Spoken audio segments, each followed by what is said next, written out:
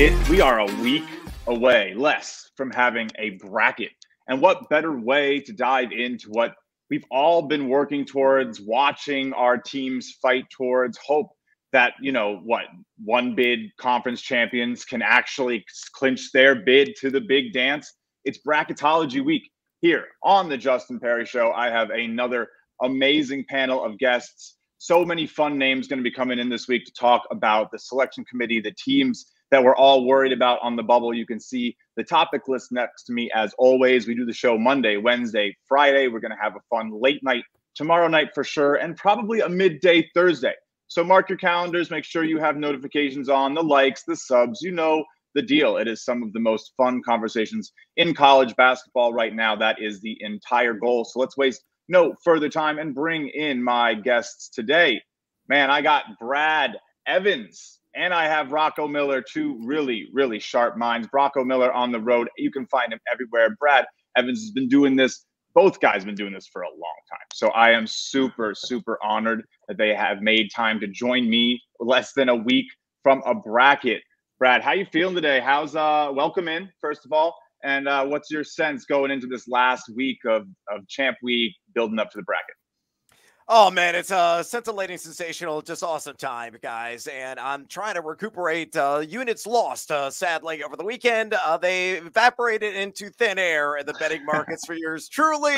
That is the plight of trying to forecast some of these mid-majors with everything on the line. So it's always wild. It's always raucous. It's certainly an incredible ride. And, guys, I will say this, and I think Rocco's probably going to echo some of the sentiment I'm selling here.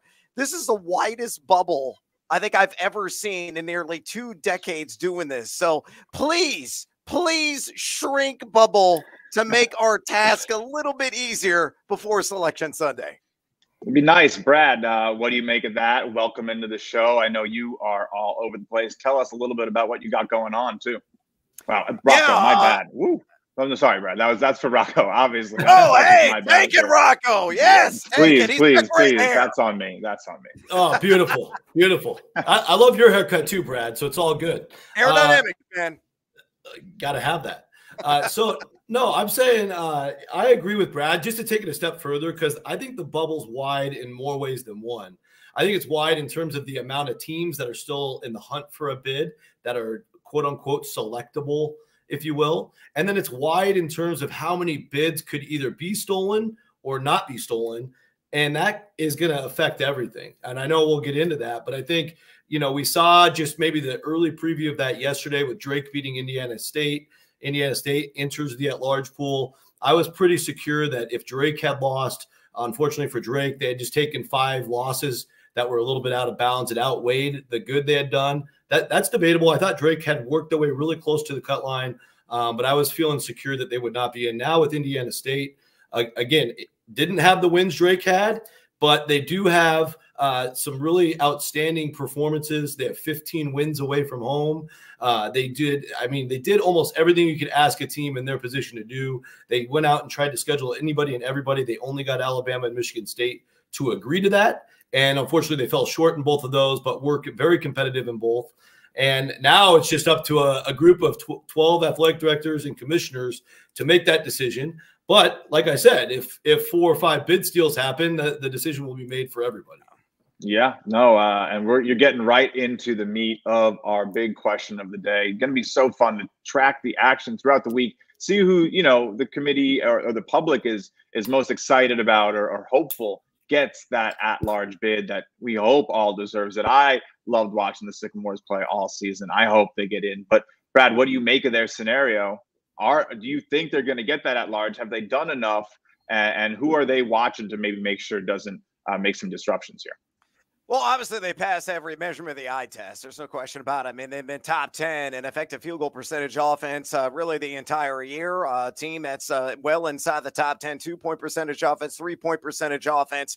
When he got a guy nicknamed Kareem Abdul-Jabbar, he's got to be like a centerpiece of March Madness. I would love for them to be in the NCAA tournament, but if you look at the analytics, if you're viewing all the metrics that are out there, they're on the outside looking in. As it currently stands, I have them as a member of the first 4 out of my bracket big board projection. And, you know, to echo the sentiment of Rocco, everything's got to break their way. The favorites have really win it.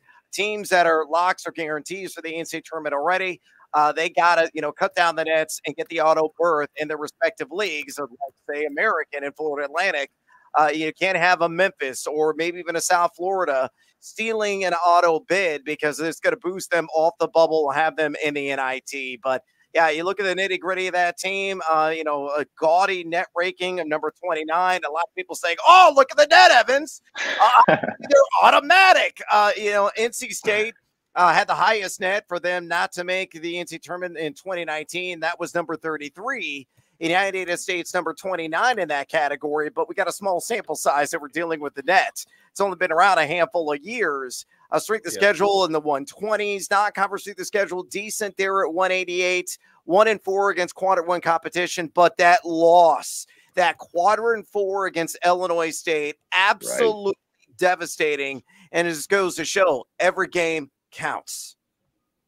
It does. It does. Yeah, that Illinois State loss, that was like what, the first time they've been ranked since Larry Bird was on the team, and then they go in the first game out, and that's the one, right? They get the ranking, and tail as old as time. It's crazy that might be the one that bites them on the heel and is their Achilles here. Rocco, based on your work, you guys are both awesome bracketologists. Everyone this week is going to be doing some great bracketology work. That's the theme. We talk about a lot of stuff here, but that's going to be the main theme this week. How are they looking on your lists right now? Are they in? Are they first 4 out? Are they even further? I'm interested to hear.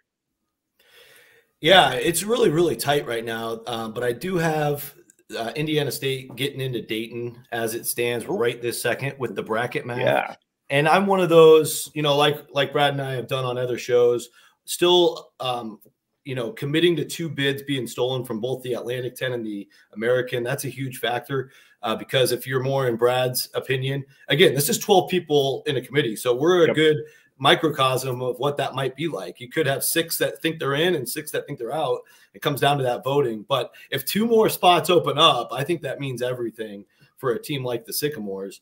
But I think there's even more chaos than they're talking about publicly. A team like Mississippi State, who just went 0-2 last week, strangely in a week where I thought they would be safe, even if all hell broke loose. Their numbers are not looking good. Like I would actually take the Sycamores above the Bulldogs right now. You just do a comparison of the two. Again, they're very radically different profiles, as the Sycamores will be with anybody not named James Madison or Princeton, with substantial Power 6 data. And the Bulldogs have that, but they have, you know, they're 6-11 in the top 2 quadrants. They have the same bad loss that Indiana State has, except for Mississippi State's loss is 100 spots worse in the net. They're both quad 4. And, you know, so there's comparisons like that suddenly emerged over the weekend that you would probably never have expected to make on Friday. And that's how fast the landscape changes. Now, I do have room for both the Bulldogs and the Sycamores today to go to Dayton, but that's just a small example of how big this landscape is. There's also a team like Texas A&M trying to fight their way back up. Probably a split room on them today. You know, St. John's is a team just sitting around like a little kid at recess hoping to get picked. But if you look at St. John's, and you're telling me Villanova's not in, which I think we agree that they wouldn't get in right now. St. John's only has 1 win against the field, and that's a really nice home win over Creighton, but no tournament level wins away from home. You know, I think St. John's, out of any of those teams I just mentioned, might be on the bottom of the list. Yeah, that you go right into my next topic. I love it. This is already so much fun talking to Brad Evans and Rocco Miller here on the Justin Perri Show, Bracketology Week. We do it Monday, Wednesday, Friday, 4 p.m. Now, what do you, Brad, think? Maybe is St. John's that team on the bubble that maybe the public thinks is safe, secure? Rick Pitino, the white suit. How could you say no? But is that a team that could see itself not called this upcoming Sunday, or is there another team on your mind that maybe people should be more worried about on the bubble? Yeah, I mean, obviously there's a ton of variables at play. St. John's right now I have as the safest number 11 seed, so just out of the first four conversation. Currently my last four in, so projected forward date. Unfortunately, I don't have any in a state. I hope Rocco's right because, again, I want to see Robbie Avila somewhere on my television screen and take my money sportsbook if that is the case. Because if they make it into Dayton, they're not only going to win whoever they play there, they may win another game or two after that, just because that offense has so much electricity across the boards. But my last four in Virginia, what a snooze fest of a team that is. Everything just hideous, ugly, but they've done enough to get in there with a 2-6 quadrant one record. Of course, playing the ACC, not as strong as we've seen in the past, but still a strength of schedule, hanging around right now, number 80 overall. I think they'll be in, but in Dayton, I got New Mexico in. Rocco, I think has been a little bit more down on the Lobos than I have been, but I do have them right now in the projected field. Really a mix and a split right now in the bracketology community about that squad. I have Colorado in right now, a team with pretty strong metrics overall, number 27 in the net. Strength of schedule now has cracked the top 90, and they got that second must-needed quadrant one victory against Oregon. Probably need a game or two to win in the Pac-12 tournament, be feeling good, but that's a team that can absolutely fill it up from outside and could be very dangerous if they do make it a Dayton. And then my last team in, I got to put somebody in there. I got Villanova in there for right now, and please somebody steal a bid, because I don't want to have to put the Wildcats into the field, likely with 15 losses when it's all said and done. But right now, again, I had to have somebody to fill the necessary requirements, the bracket big board. I have the Wildcats in, but on extremely thin ice, and they shall soon, I think, fall through all the way to the bottom. Oh, I like it. I think that's they definitely had a chance here this last weekend, right? Needed to get that win at home versus Creighton to maybe change a couple minds, couldn't get it done. Tough battle. They fought back too after quite a start.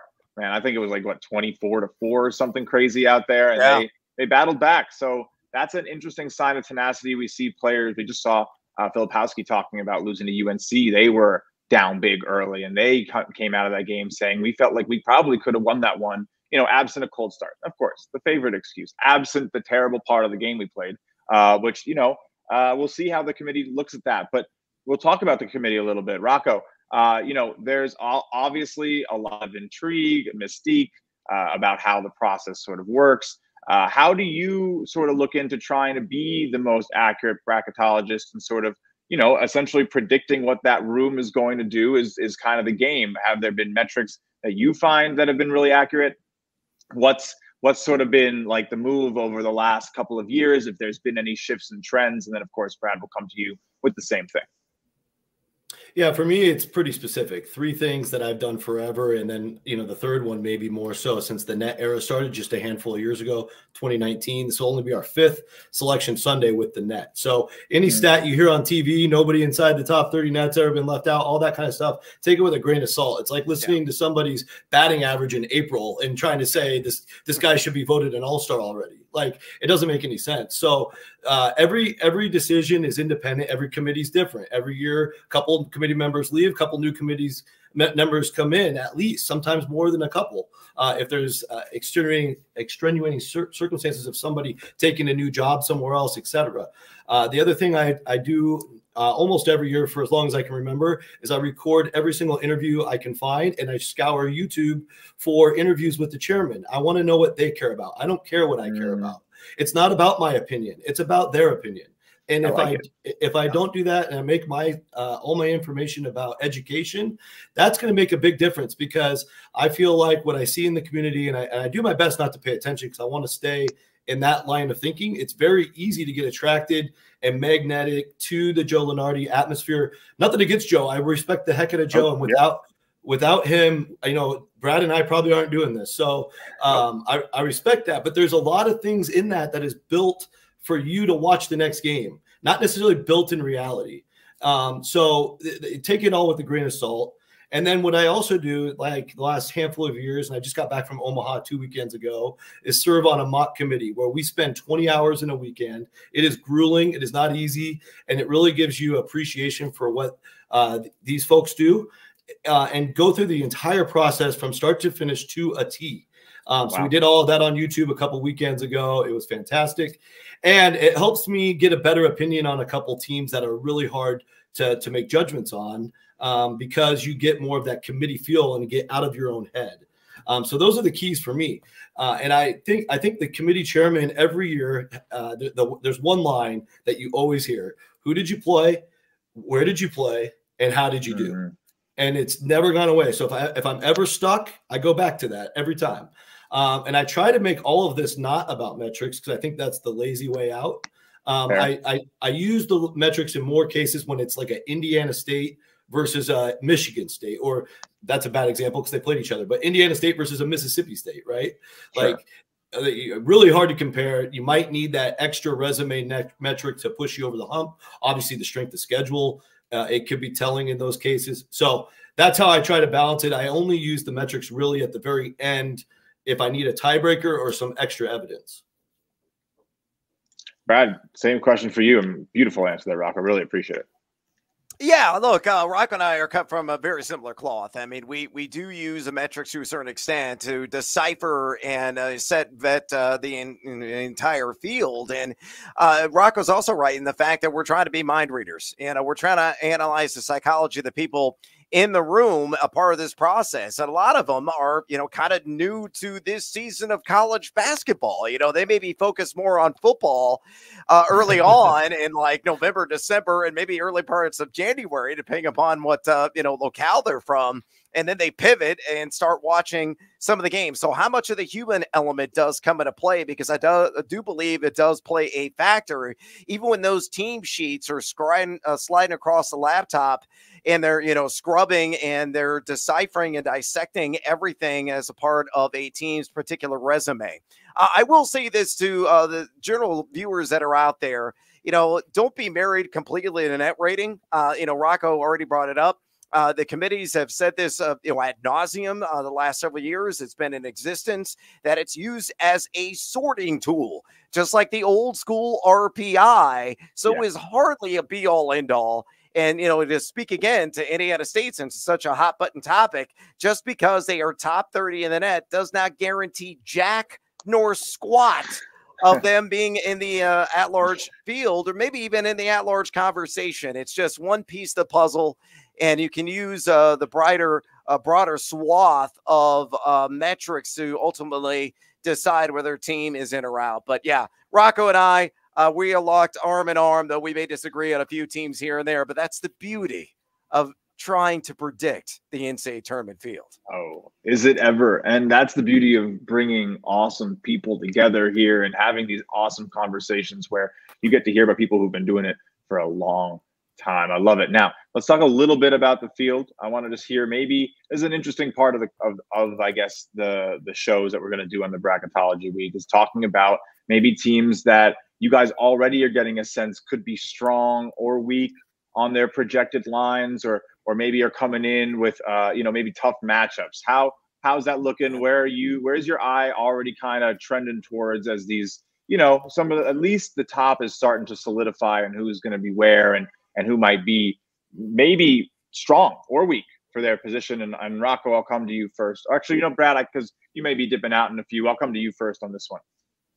Yeah, there are a couple of teams that I'm fascinating in the futures market. When those markets become available to various sportsbooks across the country, will they be a Sweet 16 team? Maybe they're going to be Elite 8, or there's some Final Four odds, or a couple of books already have that up. I got a couple of teams immediately that come to mind, and I'll give you one that I'm seriously avoiding. It could be an early round knockout. Number one, Nevada. I love the Wolfpack, guys. I got to project it right now as a 6 seed in the NCAA tournament. Why I like this team so much: the guard play with Blackshear and Jared Lucas, absolutely outstanding and very consistent. a formidable front court as well, and then get after it from a defensive side of things. Very balanced overall, but with that team, they are 8-3 this season in road neutral games. That's absurd, especially playing in the rough and rugged Mountain West. I mean, they beat teams like Boise State on the road, for example, and other high-ranking Mountain West teams away from Reno. So that is a team that could see, again, as a 6, maybe they land on the 7 line. We know that a number 2 seed historically, I think, has lost all but 2 tournaments over the last 15 years in the first weekend, whether in the first round or the round of 32. And Nevada, as a 7 seed, could be one of those squads that undercuts, that upends a number 2 if they are placed there. So that's one team I would definitely keep in mind. The other one we're going to see in action tonight, I have fallen hell over heels in love with Gonzaga again. A team that's really come on strong here down the stretch.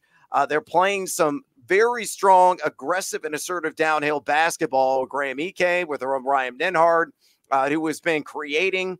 The kickout game has been really strong along the perimeter. They're draining shots from all points of the floor. And Ike and those pivot moves, just a thing of beauty right now. I love this game at Weil. Now he's transferred and is really hitting a crescendo of sorts with his offensive prowess. And they're getting it down the defensive side. And inevitable seems like collision course to meet with St. Mary's. Stop me if you heard me this before, in the WCC. For the auto berth in Las Vegas. That would be played tomorrow night. And a team, of course, I'm ultimately avoiding Kansas. A lot of people are going to fall in love with the brand name. I think they royally suck, to be honest with you. I love it. Look, they were preseason number 1, and we'll see what, the story is with Hunter Dickinson, the bum shoulder. And McCullough's got the bad knee, and it's, flared up from time to time. They lack depth. They're horrific from the perimeter. Their defense has been touch and go at times. This is shaping up to be another Bucknell, another Bradley, another Northern Iowa situation for Bill Self, who knows all too familiar getting bit by Cinderella. So I think he's got a glass slipper stiletto to the eye at some point in this NCAA tournament, and it could happen in round 1. So a team I would 100% avoid in my bracket. Oh, I love it. And Brad, really appreciate you taking some time out of your very busy schedule here with us. Before you get out of here, just tell the people listening in, watching at home, where they can find your work for the rest of March. Yeah, you can check my website out. Brand new, we're only 4 weeks in business, called thegamingjuice.com. I am cranking out a ton of free daily content there every single day.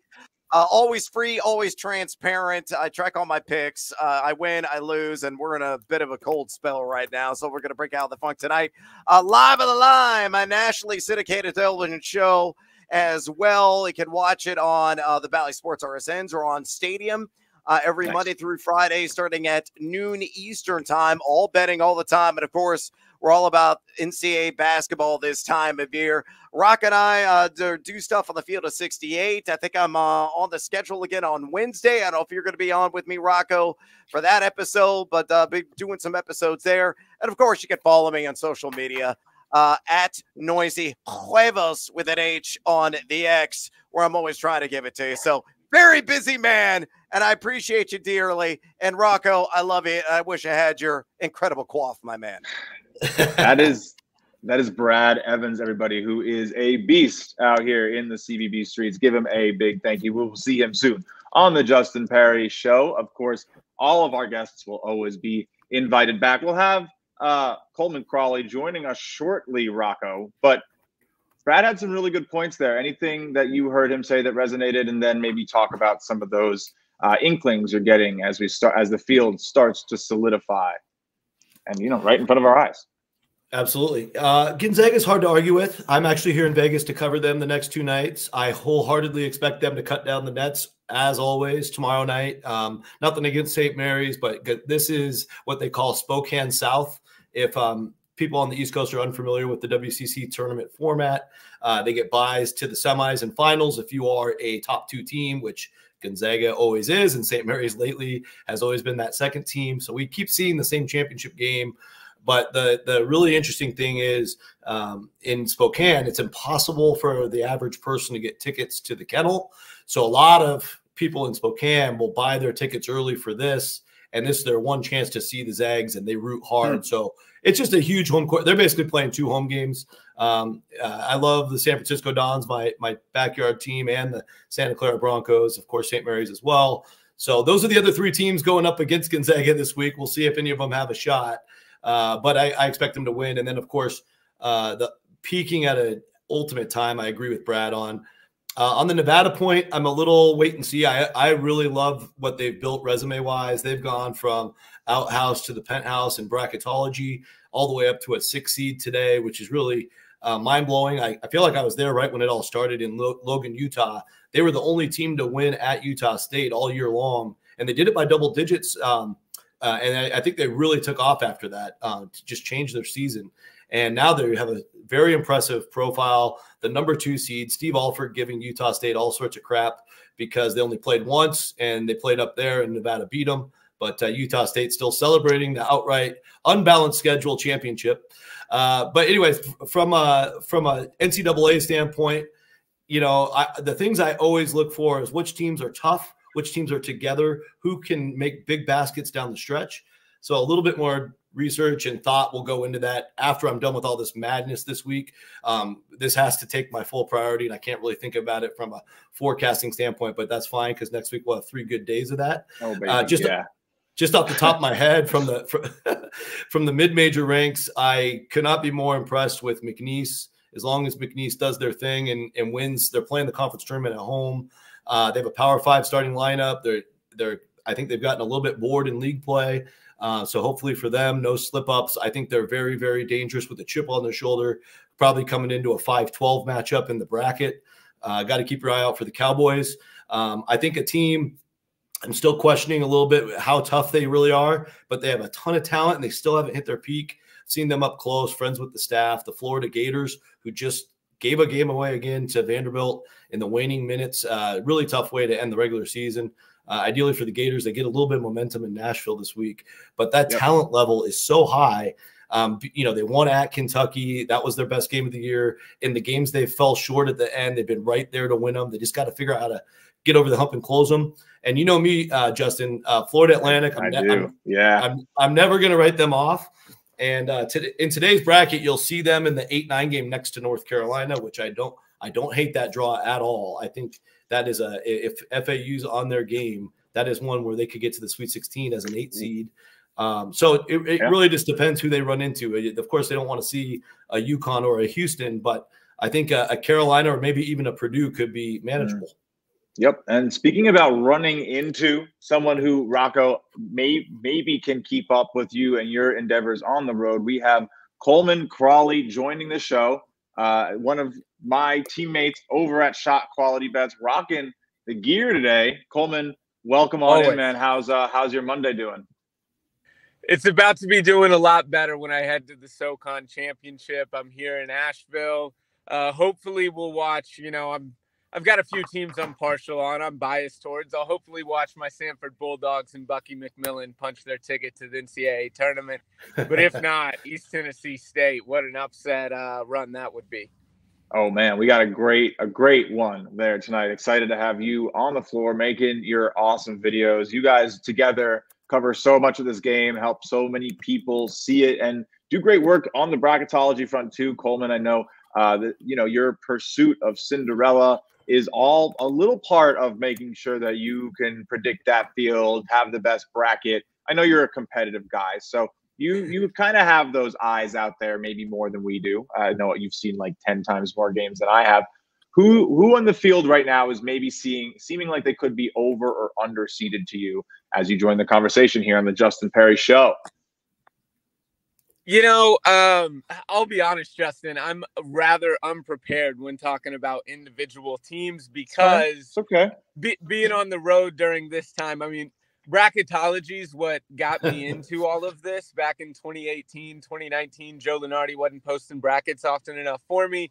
So found out what the committee did, their criteria, and then tried to recreate it, and then found this whole bracketology community where you can rank yourselves against them.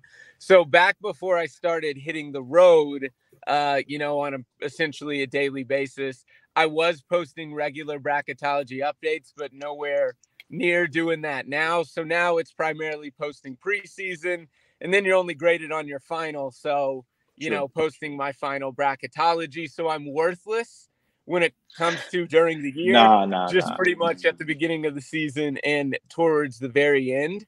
But instead of individual teams, I do have an observation. Sure. I've already presented it to you, Justin, over text behind the scenes. That Rocco, I'd love to hear your thoughts.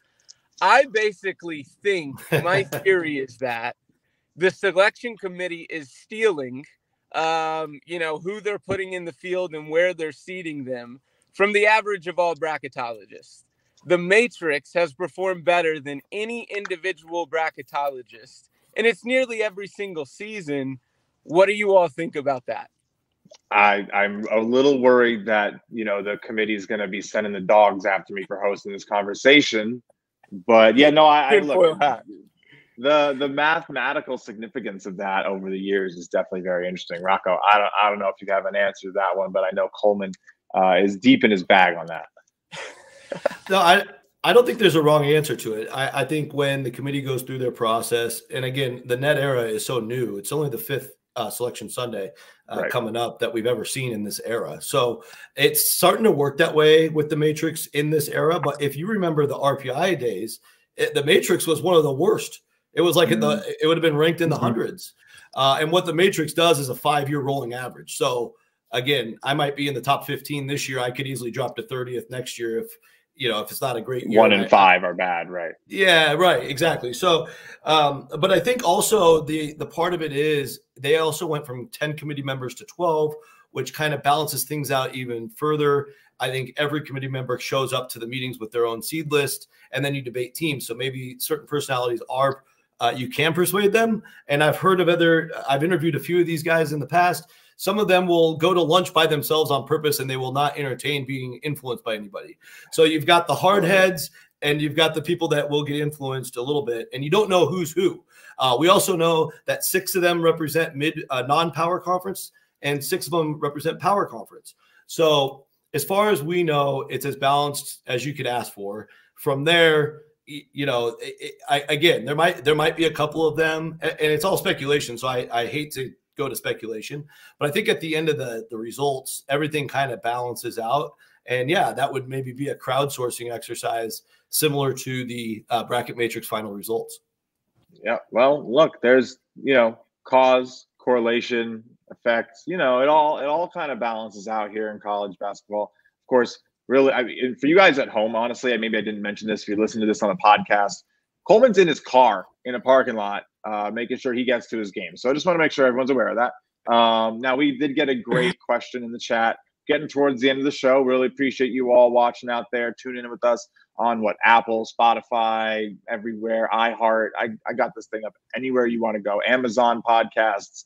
Take a listen, subscribe, like, review. We're doing the best we can to get amazing college basketball minds on here throughout the tournament. Then we'll switch to some baseball for the summer. It's going to be a good time. Make sure you hang around. We got Avetta, one of the friends of the show, who we definitely have to have on soon. With a great question. Do you think this could be the year we see a deep Mountain West run, or will the NCAA woes of this conference and early exits continue? Of course, outside of San Diego State. All right, Rocco, I'll come to you with this one. I think this kind of goes into our next topic, which is dark horses. So do you think there is a potential run in the Mountain West this year compared to last few seasons where it's mostly just been San Diego State or no one?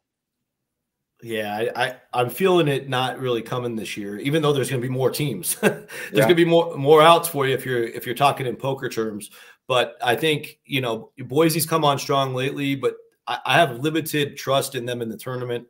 They flail out usually every year, even though they've played some really tough games and lost close. It's just hard. You know, they're going to still come from a 6, 7, 8 position, maybe even a 9.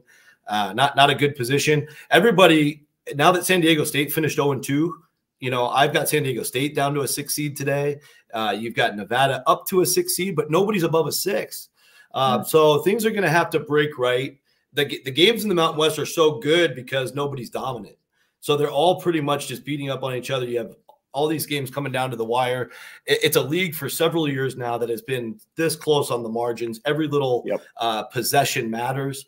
But when you get to the tournament, a lot of times they'll get, if you get matched up with like a Creighton or well, San Diego State beat them last year, but you know what I'm saying, like a Kentucky or a Duke. You know, there might be just overwhelming talent compared to these rosters where it's not a game of margins anymore.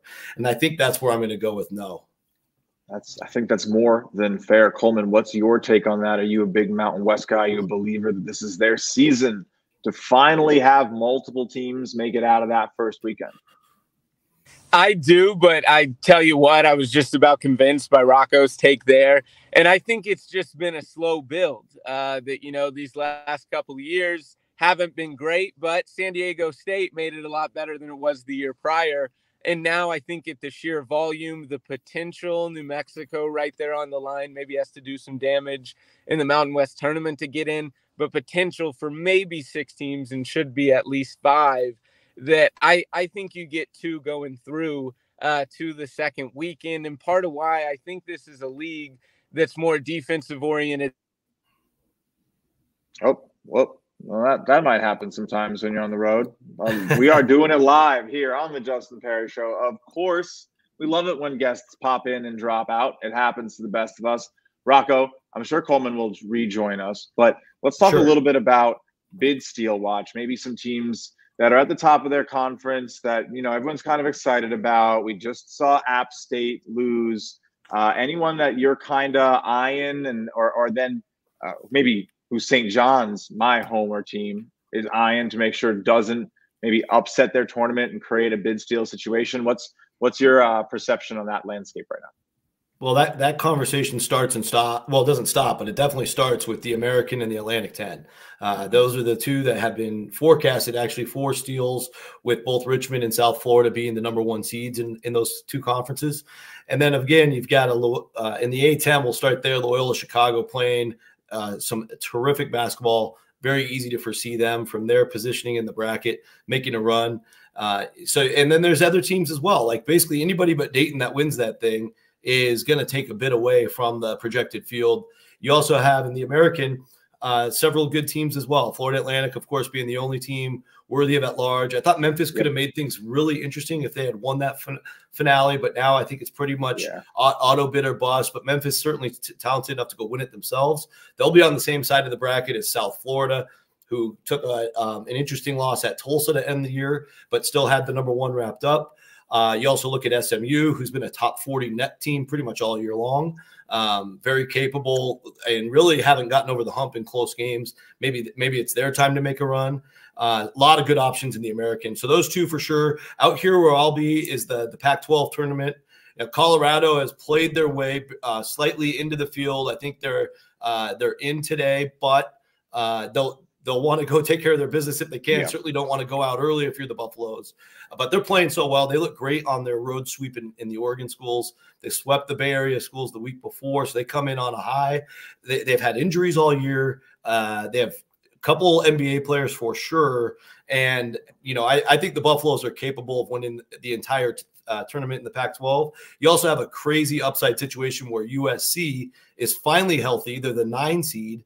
But they get the opportunity, if they can beat Washington on Wednesday, to take on Arizona right away before all of Arizona's fans get up here from Tucson. They dominate in Vegas over the weekend, Friday, Saturday game. Forget about it. Those are Arizona home games. But USC would get to play them on a lazy noon game at Thursday. That's a great opportunity for USC to get them out of the way. And the way they're playing right now and the way they just buried Arizona, look out for USC. That's what I'll say about them. There's also other teams like Oregon. You know, Utah's leaking oil, but certainly some other teams in the mix, even Washington, capable of stealing a bid there in the Pac-12. And then the other one to watch for, and again, maybe I'm the only one who thinks this, but I'll die on my sword with James Madison. If James Madison loses to Arkansas State tonight, I do not for sure think their season is over. There's never been a team with more than 28 Division I wins. So take away the non-Division I stuff with north of 28 and not gotten in. And today, James Madison has 29. That usually is the magic number to get in, whatever happens tonight. So you might see a bid stolen in the Sun Belt. We won't know till Sunday, but you might talk to me Sunday night and we'll be like, that was a bid steal. That's the big one. That's the type of stuff I love uncovering. A little extra intrigue tonight as we watch the Sun Belt. Of course, recording here on Monday. The episode's going to be out in audio formats, 20 minutes after we're done recording. But we're basically at the end here, rejoined by Coleman Crawley on the road. No worries. All good vibes over here at the Justin Perri Show. But we're talking a little bit about bid steal watch. Anyone you're really worried about? And then, we'll probably just get out of here, let everyone enjoy their Monday. Yeah, I think Rocco did a good job talking about the Pac-12 for at least when I hopped on. My phone got too hot. I don't know how that happens. I think it could go the other way, though, with the Atlantic 10. Currently Dayton didn't win the tournament, but if they do, now there's one more bid. FAU, if they win the American, there's one more bid. But some other leagues, I think it was 2019 when we had Georgetown win the Big East and Oregon State win the Pac-12 in the same year. I think we're prone for perhaps a couple teams that aren't currently in the field in Power 6 conferences getting in. I think the Big Ten is even a little susceptible to that with as few teams as they're having in, and the ACC as well. Now, North Carolina, Duke may be, head and shoulders above the rest, talent-wise, where that wouldn't happen. But I think those are a couple leagues where the Power 6, I think, this year is more susceptible to giving up a bid thief than maybe in a typical year. Well, I guess we only have a few days until we find out, guys. And what we did find out here today, of course, is that the guests on this show always know their stuff. And that is what I set out to do every single episode. Maybe talk as little as possible here on my own show, but that's what makes it great. Great guests, great conversations. We had Brad Evans. You heard where you could find his stuff. Rocco, tell it before we get out of here, tell the people at home where they can continue to keep up with your work. You do some really awesome reporting on the entire world of college basketball. Appreciate it, Justin. Yeah, Rocco Miller 8 is my Twitter handle. Easiest way to keep guys, up with big 8 guys. That's right. Hey, I came from a baseball family. I couldn't lose the 8. It's going to stay. There you go. So that's where you can find out all the latest happenings. I'm here covering the WCC tournament tonight. Big semifinals. We'll be up late. If you're on the East Coast with Gonzaga, San Francisco won't be ending for you. My guess will be till 2 a.m. Because we have a half hour between games. But it's always a great night. I love covering this because outside of where Coleman's at and the Sun Belt and a few other great semifinals, we kind of get the power conferences to take a nap, which, gosh darn it, I love that. So these guys get to take center stage for a couple nights, and that's great. And then Bracketeer.org for all my bracketology work.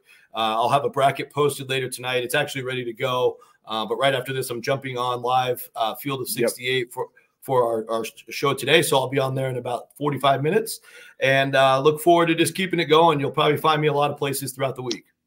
Because you're a beast. Thank you so much, Rocco. Coleman, tell the people at home. They know we work together, but you're on the road. You got your TikTok. You're doing awesome work. Where can people follow you for a little bit more, diving into what you're all about? Absolutely. TikTok and Twitter at SharpShotSelect is where you can find me. Also partnered with Shot Quality, as Justin mentioned, and we'll be posting plays throughout the games tonight. Have had a great couple last days. We'll see if it can continue into this week. Sweet. Hey, thank you both so much for joining. Honestly, another star-studded panel here on the Justin Perri Show. We do it every Monday, Wednesday, and Friday right at this time, 4 p.m., just about 45 minutes, the human attention span. No need to go too crazy. We will be back Wednesday with another official panel. We'll have a fun show late night around 11 p.m. tomorrow. So if you stay up late, you want some reactions to some bids, some dancing, we'll be talking about that. We'll have Kyle Hunter picks on tomorrow night with a rotating cast of some guests, some past guests, some friends. It's the Justin Perri Show. I get to do what I want. I will see you as soon as I desire. Thank you so much for tuning